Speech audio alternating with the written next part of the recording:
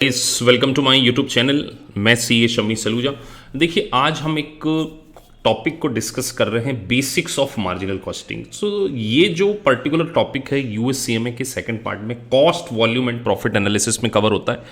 So guys, बहुत सारे ऐसे स्टूडेंट हैं जिनको कि मार्जिनल कॉस्टिंग के फंडामेंटल्स में इश्यूज आते हैं। सो देखिए, अगर आपको मार्जिनल कॉस्टिंग में एक्सपर्टाइज चाहिए तो आपको फॉर्मूले याद नहीं करना, आपको फॉर्मूले बनाते आना चाहिए। और हम किस तरीके से फॉर्मूले बनाएंगे, आज इस पर्टिकुलर लेक्चर में हम सीखने वाले 20 से 25 मिनट का और हाफ एन आवर का ये लेक्चर है, जिसमें कि आपको मार्जिनल कॉस्टिंग में यूएससीएमए के कॉन्टेक्स्ट में, ये जो लेक्चर है यूएससीएमए के कॉन्टेक्स्ट में है। यूएससीपीए वाले स्टूडेंट भी इसको अंडरस्टैंड कर सकते हैं, बीईसी में ये पोर्शन कवर होता है। सो यह बिल्कुल एकदम प्रिसाइज वे में, शॉर्ट टर्म में, ताकि आप एग्जाम के क्वेश्चंस को सॉल्व कर सकें। तो जब कभी भी आपको मार्जिनल कॉस्टिंग को समझना हो तो सबसे पहले आपको मार्जिनल कॉस्टिंग का स्टेटमेंट समझ में आना चाहिए कि मार्जिनल कॉस्टिंग का स्टेटमेंट एक्चुअली क्या है। चलिए तो समझते हैं। सबसे पहले सेल्स में हमने लेस किया यहाँ पर वेरिएबल कॉस्ट। जितनी भी वेरिएबल कॉस्ट है आप सेल्स में से लेस करेंगे तो उसके बाद जो आता है उसको हम बोलते हैं कंट्रीब्यूशन। देखिए, एक कंट्रीब्यूशन मार्जिन को समझना बड़ा इंपॉर्टेंट है, क्योंकि ये टर्मिनोलॉजी बहुत ज़्यादा इंपॉर्टेंट है कि कंट्रीब्यूशन क्या है। सो मैं इसमें एक फिगर को भी इनपुट कर लेता हूँ। जैसे सपोज दैट आप की जो पर यूनिट प्राइस है, यहाँ मैं पर यूनिट प्राइस लिख रहा हूँ। लेट से आप एक प्रोडक्ट सेल करते हैं और वो जो प्रोडक्ट सेल करते हैं लेट से वो 1000 रुपीज़ का है। 1000 रुपीज़ से $1000 का ले लेते हैं। $1000 उसकी पर यूनिट कॉस्ट है और उसको प्रोड्यूस करने में हमें $400 का एक्सपेंडिचर आता है, मतलब $400 की वेरिएबल कॉस्ट आती है। सो 1000 माइनस 400 किया तो जो आपका आ गया contribution $600। $600 will be your contribution. So देखिए, इस कंट्रीब्यूशन के बेसिस पर हम बहुत सारे फॉर्मूले बना सकते हैं। अब अगर कंट्रीब्यूशन मार्जिन को यहाँ पर हम ऑब्जर्व करें, सो कंट्रीब्यूशन का सेल्स से क्या रिलेशन है। अगर मैं यहाँ देखूँ, मेरी सेल्स 1000 है और मेरा जो कंट्रीब्यूशन मार्जिन है वो $600 है, तो इसका मतलब कंट्रीब्यूशन जो है वो सेल्स का 60% है। सो हमने यहाँ पे क्या किया, हमने contribution divided by sales into 100। So contribution हो गया आपका 600, सेल्स हो गई आपकी 1000 मल्टीप्लाई 100 कर देंगे तो 60% आपका कंट्रीब्यूशन। सो इसका मतलब ये है कि सर सेल्स का इस पर्टिकुलर कॉन्टेक्स्ट में 60% कंट्रीब्यूशन है। सो हम ये कह सकते हैं कि अगर 60% कंट्रीब्यूशन है सो 40% क्या है, हमारी वेरिएबल कॉस्ट होगी। सो वेरिएबल कॉस्ट आपकी कितनी हो गई यहाँ पर, 40% हो गई। सो इसके रिलेशन में हम ऐसा कह सकते हैं कि अगर मैं सेल्स में से वेरिएबल कॉस्ट माइनस करता हूं तो कंट्रीब्यूशन आता है। सो यहां हम ये कह सकते हैं कि कंट्रीब्यूशन प्लस वेरिएबल कॉस्ट। देखिए, मैं यहाँ पे एक फॉर्मूले को ड्रॉ कर रहा हूं बहुत सारे। Contribution plus variable cost is equal to क्या होता है, सेल्स। अब अगर हम यहाँ नोटिस करें, सेल्स को मैं यहाँ रखे रहने दूं और सेल्स में से अगर कंट्रीब्यूशन माइनस कर दिया जाए,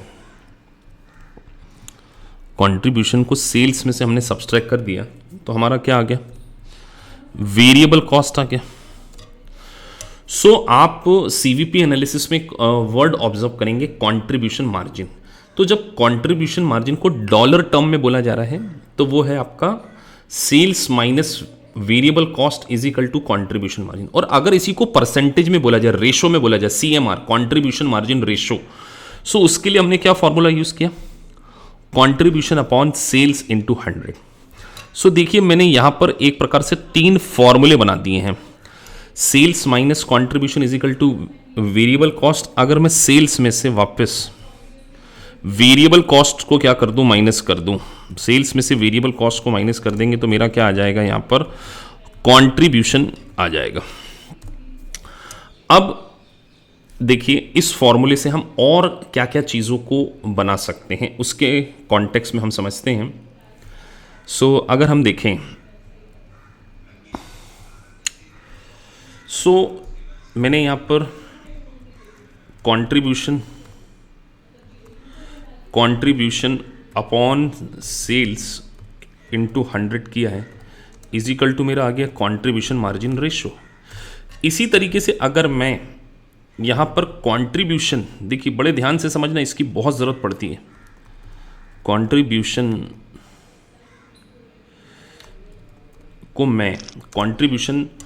को मैं यहाँ पर अगर CMR मतलब कंट्रीब्यूशन मार्जिन रेशो, जिसको कि इंडियन कॉन्टेक्स्ट में PV रेशो भी बोला जाता है, profit volume ratio. So profit volume ratio और CMR is the same thing. So अगर मैं यहाँ पर कंट्रीब्यूशन को PV रेशो से डिवाइड कर दूँ, जैसे कि मेरा कंट्रीब्यूशन यहाँ पे 600 है, सो अगर मैं 600 को डिवाइडेड बाई PV रेशो से या कंट्रीब्यूशन मार्जिन से रिकॉर्ड कर दूं तो क्या आ जाता है, मेरी सेल्स आ जाती है। तो हम यहां इसको क्या कह सकते हैं, सेल। तो गाइस सबसे पहले आपको ये समझना होगा, इस फॉर्मेट को समझना बहुत ज़रूरी है, क्योंकि अगर आप फॉर्मेट को अच्छे से समझेंगे तभी आपको चीज़ें बहुत अच्छे से क्या होंगी, क्लियर होंगी। सो ये एक छोटा सा फॉर्मेट था पहले, अब इसी को आगे कैरी करते हैं। सो मैं इसको यहाँ पर थोड़ा सा कॉपी कर लेता हूँ, है ना। एक सेकंड में इसको कॉपी कर लेता हूँ। सो हम इसको कॉपी कर लेते हैं और इसी फॉर्मेट को हम थोड़ा सा और समझते हैं। सो अगर मैं सेल्स माइनस वेरिएबल कॉस्ट करता हूँ तो कंट्रीब्यूशन आया, और कंट्रीब्यूशन में से जैसे ही मैंने लेस किया फिक्स कॉस्ट, सो कंट्रीब्यूशन में से फिक्स कॉस्ट, सपोज दैट मेरी पर यूनिट फिक्स कॉस्ट $400 है। सो कंट्रीब्यूशन में से मैं फिक्स कॉस्ट माइनस करता हूं तो क्या आता है, दिस इज कॉल्ड प्रॉफिट या लॉस। प्रॉफिट और लॉस भी आ सकता है, वैसे यहाँ पे प्रॉफिट आएगा क्योंकि कंट्रीब्यूशन 600 है और फिक्स कॉस्ट आपकी 400 है। So there will be 200 profit, तो $200 का यहाँ पे क्या है। सो हम एक और फॉर्मूले को कैरी करते हैं, contribution plus fix cost is equal to क्या हो सकता है गाइस। सो देखिए contribution plus fix cost is equal to क्या आ जाएगा, कंट्रीब्यूशन में से मैंने फिक्स कॉस्ट माइनस किया है, कंट्रीब्यूशन में से माइनस किया फिक्स कॉस्ट, तो कंट्रीब्यूशन और फिक्स कॉस्ट मिलकर कहीं ना कहीं क्या बनते हैं, हमारी सेल्स बन जाएंगे। अगर आप यहां देखें, सो मेरे इस क्वेश्चन में कंट्रीब्यूशन 600 है और मैं अपनी फिक्स कॉस्ट को यहाँ पे प्लस कर दूं, सो ये क्या आ गया मेरा, सेल्स।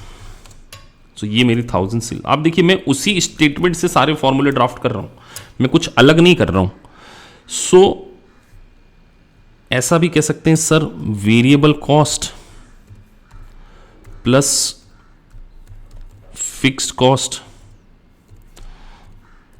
अब देखिए मैंने वेरिएबल कॉस्ट और फिक्स कॉस्ट लिख ली, मतलब ये हो गई आपकी total cost. So total cost में अगर हम प्रॉफिट जोड़ दें, प्रॉफिट को प्लस कर दें, तो वो क्या आ जाता है, हमारी सेल्स। तो कई बार ऐसी टर्मिनोलॉजीज आपको देखने को मिलती है, तो आपके माइंड में ये फॉर्मेट फिक्स होना चाहिए और उसी के बेसिस पर आप क्या करेंगे अपने स्टेटमेंट। तो variable cost plus fix cost is equal to total cost हो गया। टोटल कॉस्ट में आपने प्रॉफिट जोड़ दिया तो वो क्या आ गया, आपका सेल्स आ गया। तो मैंने कुछ किया नहीं, मैंने केवल इसी फॉर्मेट से मैं सारी चीज़ों को ड्राफ्ट कर रहा हूँ।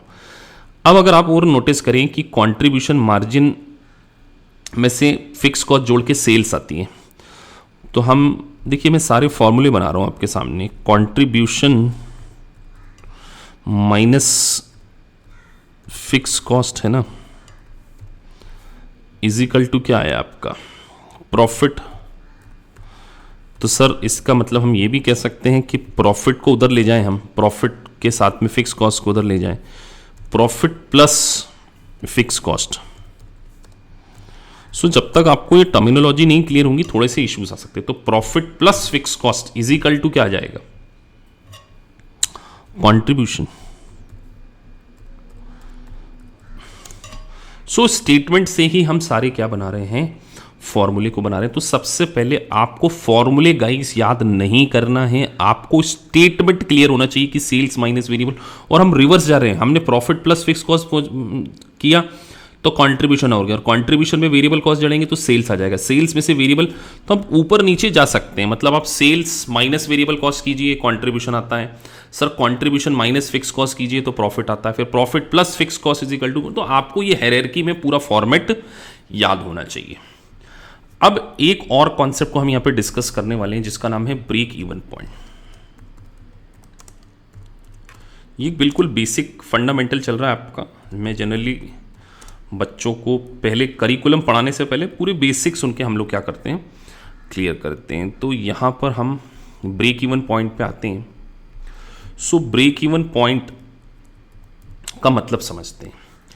सो देखिए ब्रेक इवन पॉइंट जो है, ब्रेक इवन पॉइंट का एग्जैक्ट मीनिंग होता है जहाँ पर आपको नो प्रॉफिट और नो लॉस। मतलब अगर मैं ऐसा कहूँ कि आपकी fix cost plus variable cost कि इक्वल अगर आपकी सेल्स वैल्यू हो गई ना,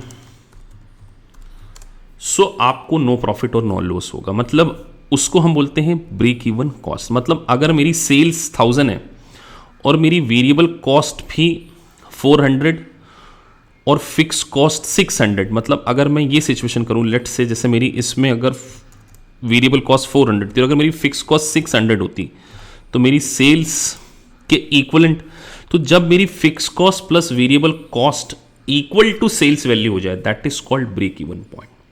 सो ब्रेक इवन पॉइंट को यूएससीपी के करिकुलम में दो तरीके से डिफाइन किया जाता है। एक तो डॉलर में, in terms of dollar, in terms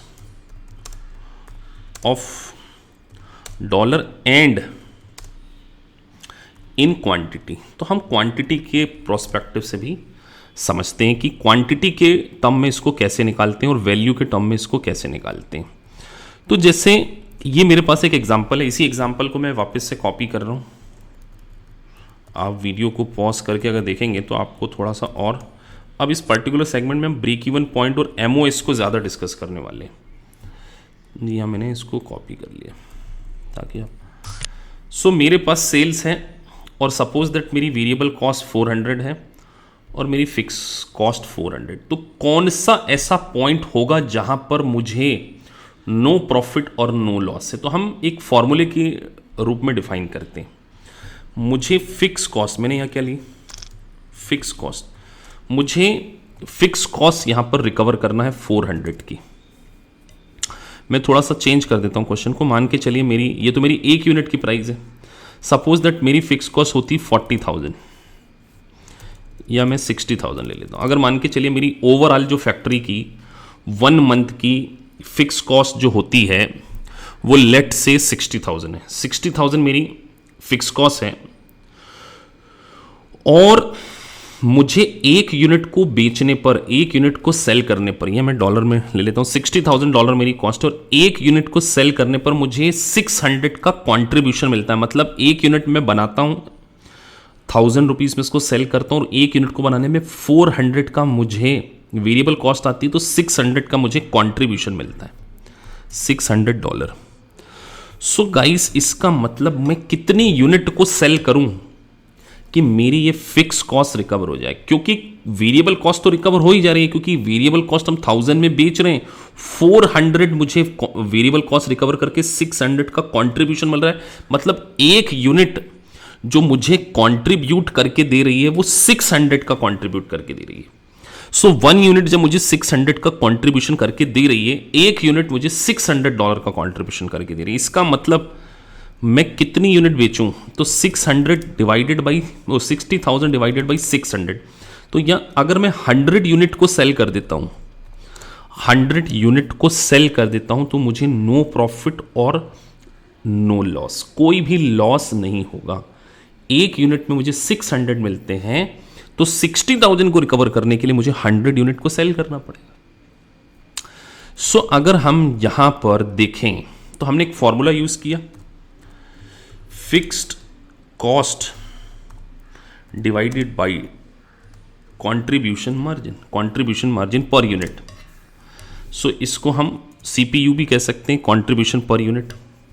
so अगर हम यहाँ पर 60,000 डिवाइडेड बाई 600, तो हमने एक फॉर्मूला डिराइव कर लिया कि ब्रेक इवन क्वांटिटी के लिए एक फॉर्मूला क्या हो गया हमारा, B Q is equal to fix cost divided by CPU. तो fix cost divided by CPU क्या आता है आपका, ब्रेक इवन क्वांटिटी। तो 100 यूनिट्स मेरी यहां पर क्या है, ब्रेक इवन। हम इसको प्रूफ करते हैं कि अगर मेरी फिक्स कॉस्ट 60,000 होती, सो क्या वाकई में इस पूरे स्टेटमेंट में इंफॉर्मेशन को फुलफिल कर रहा हूं। क्या अगर मेरी 100 यूनिट में बेचूं तो क्या मुझे कोई प्रॉफिट या कोई लॉस नहीं होगा। तो यहां हम फिगर को डाल लेते हैं, मैं थोड़ा सा इसको ऊपर कर देता हूं। एक यूनिट की प्राइस मेरी 1000 है, मैं 100 यूनिट बेचता हूं, तो कहीं ना कहीं 100 इंटू 1000 ये मेरी टोटल सेल्स हो गई। इसी प्रकार से मेरी वेरिएबल कॉस्ट 400 इंटू 1000 ये हो गई 4। एक सेकेंड, ये मैंने फिगर, हाँ यहाँ पर 1000 आएगा ना, 1000 प्राइस थी, हाँ ठीक है।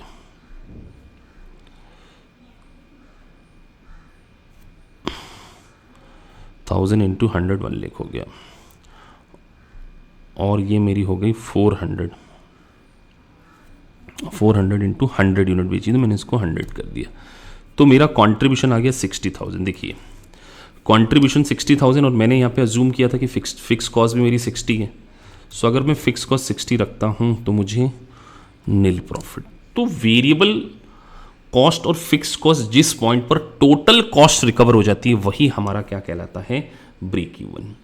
तो ब्रेक इवन को हम दो टर्म में डिफाइन करते हैं, क्वांटिटी में और एक इन डॉलर वैल्यू। तो जैसे मेरे इस क्वेश्चन में मेरी क्वांटिटी में 100 यूनिट थी, अगर मैं इसको डॉलर के टर्म में डिफाइन करना चाहूँ तो 100 यूनिट में मैं क्या करूँ, एक यूनिट से मल्टीप्लाई कर दूँ इंटू 1000 रुपीज़। सो एक यूनिट को हम 1000 रुपीज़ में सेल करते थे। तो गाइस ये हो गया आपका 1 लाख का क्या हो गया, सेल्स इन बीपी, मतलब break even sales in dollar. ये आपका है BP in dollar value. So यहां पर हम दो फॉर्मूले बना सकते हैं। दो फॉर्मूले क्या बना सकते हैं, मतलब break even quantity is equal to fix cost divided by contribution per unit. इससे आपका ब्रेक इवन क्वांटिटी निकलेगी। और एक हम बना सकते हैं in dollar, break even BP in dollar, मतलब वैल्यू में। तो इसके लिए हमने एक फॉर्मूला बनाना है, सेम फॉर्मूला है, बस उसको परसेंटेज रखेंगे। Fix cost divided by contribution margin ratio, जिसको कि हम पीवी रेशो के नाम से भी, तो मैं यहाँ पे और लिख देता हूँ, और पीवी रेशो, इसको पीवी रेशो के नाम से भी आप जानते हैं। सो ये था आपका ब्रेक इवन क्वांटिटी और ब्रेक इवन। सो मेरा अगला क्वेश्चन ये है कि एक ऑर्गेनाइजेशन अपनी बीईक्यू को हाईएस्ट साइड रखना चाहेगी या कम। ऑब्वियस सी बात है कि अगर कम क्वांटिटी को बेचकर आप प्रॉफिट रिकवर कर सकते हो, अपनी फिक्स कॉस्ट को रिकवर कर सकते हो, तो आपकी पोजीशन ज़्यादा अच्छी है। मतलब बीईक्यू जो है, ब्रेक इवन क्वांटिटी, आपकी लोएस्ट साइड होनी चाहिए। मैं 100 यूनिट को बेचकर अगर मेरी फिक्स कॉस्ट को रिकवर कर रहा हूं तो ये मेरे लिए अच्छा है कि 200 को बेचकर। तो आप हमेशा याद रखिए जो ब्रेक इवन क्वांटिटी है वो लोअर साइड होना एक ऑर्गेनाइजेशन के लिए ज़्यादा बेनिफिशियल होगा। आगे बढ़ते हैं। अब ब्रेक इवन के ऊपर जो सेल आती है ना गाइस, उसको हम क्या बोलते हैं, एमओएस। तो हमें यहाँ पर एमओएस को भी क्या है समझना पड़ेगा। सो एमओएस को हम इसी लेक्चर में समझ लेते हैं। सो एमओएस, सो देखिए एमओएस के लिए एक सिंपल सा फॉर्मूला है कि जो सेल्स के ऊपर एक्स्ट्रा सेल्स आप करते हैं, sales less break even sales. So break even point के ऊपर जो है बीपी इज इक्वल टू होता है आपका मार्जिन ऑफ सेफ्टी। मतलब अगर मेरी सेल्स 1 लाख है और मेरा ब्रेक इवन 60,000 पर आ जाता है, तो इसका मतलब मैं जो मैं एक्स्ट्रा सेल्स कर रहा हूं, this is what margin of safety. मुझे 40,000 की मार्जिन है, मतलब मेरी 40,000। तो इस 40,000 में से अगर मैं वेरिएबल कॉस्ट को लेस कर दूंगा सो एमओएस क्या है, sales minus break even point is equal to MOS. तो हम ये भी कह सकते हैं sir MOS plus BP is equal to sales. देखिए मैंने यहाँ पे बहुत एक सिंप्लीफाई वे में फॉर्मेट को कर दिया है कि MOS plus BP is equal to sales. So margin of safety plus BP is equal to sales है, तो ऐसा भी कह सकते हैं sir sales minus MOS is equal to BP. तो ये सारी चीजें आपको जरूरत पड़ेंगी गाइस, इनके बिना आपको फॉर्मेट के साथ साथ कॉन्सेप्ट को समझना बहुत ज्यादा इंपॉर्टेंट है। तो sales minus MOS is equal to क्या हो गया आपका बीपी। अब अगर देखिए मैं यहां पे इसको परसेंटेज में डिफाइन करूं तो मैं यहां पे क्या कर रहा हूं, sales minus break even point divided by sales into 100। अब देखिए तो जैसे मेरा इस क्वेश्चन में सेल सपोज दैट 1 लाख थी, इसमें से मैंने बीपी माइनस कर दिया 60,000 डिवाइडेड बाई सेल्स हो गया आपका 1 लाख इंटू 100। सॉरी यहाँ मैंने 1 लाख माइनस 60,000 किया तो वो 40,000 आ गया, और 40,000 को अगर हम 1 लाख से डिवाइड करेंगे तो 1 lakh minus 60,000 divided by 1 lakh, यहाँ मैं इक्वल टू डाल देता हूँ। अच्छा वो हो गया, तो ये आ जाएगा आपका 60% क्या आ जाएगा गाइस, ये जो आपका आया है ये एमओएस। तो अगर एमओएस सॉरी 40% आएगा ना, क्योंकि ये 40,000 एमओएस है, तो अगर मैं 40% मेरा एमओएस है, सो इसका मतलब 60% मेरा क्या होगा बीपी। तो इस तरीके की रिलेशनशिप आपको पता होना चाहिए कि MOS plus break even point is equal to sales होता है और सेल्स माइनस।